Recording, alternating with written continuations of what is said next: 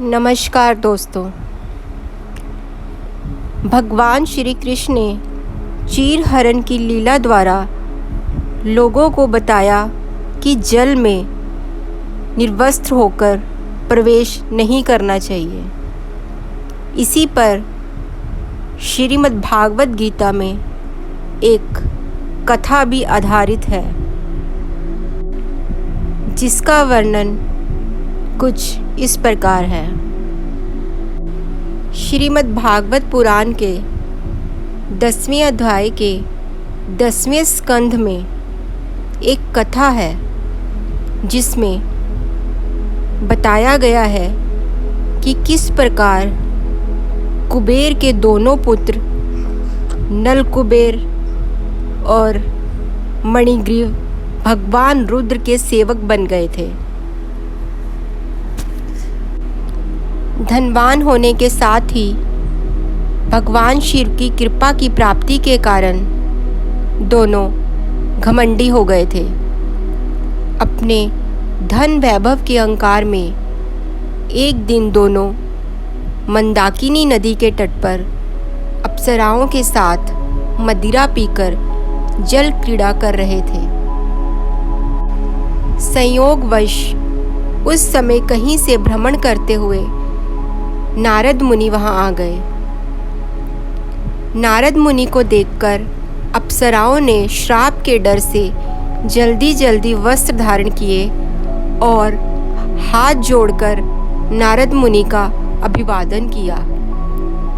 लेकिन कुबेर के पुत्रों ने नारद मुनि की ओर ध्यान तक नहीं दिया और निर्वस्त्र होकर जल क्रीड़ा में मगन रहे। कुबेर के पुत्रों का ऐसा आचरण देखकर नारद मुनि क्रोधित हो गए और उनको श्राप दे दिया। नारद मुनि ने कहा कि अहंकार के कारण तुम दोनों का व्यवहार जड़ के समान हो गया है, इसलिए तुम लोग वृक्ष बन जाओ। 100 वर्षों के बाद जब भगवान श्री कृष्ण का अवतार होगा तो वह तुम्हें श्राप से मुक्त करेंगे। नारद मुनि के श्राप से नल कुबेर और मणिग्रीव अर्जुन वृक्ष बन गए। इन दोनों वृक्षों के साथ साथ होने के कारण इन्हें यमला अर्जुन कहा गया।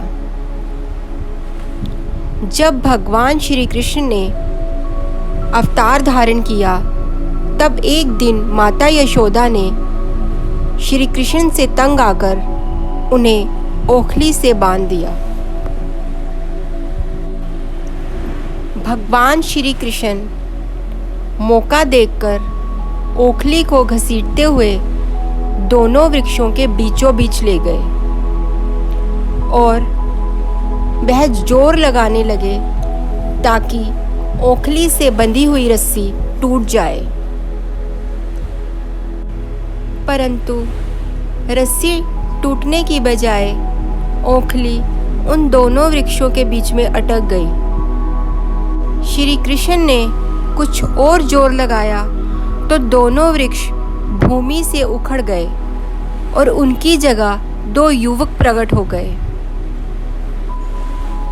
दोनों युवक सामने आते ही भगवान श्री कृष्ण को प्रणाम करने लगे। इस प्रकार भगवान श्री कृष्ण ने नल कुबेर और मणिग्रीव को श्राप से मुक्त किया। दोनों श्राप मुक्त होकर अपने स्थान वापस लौट गए।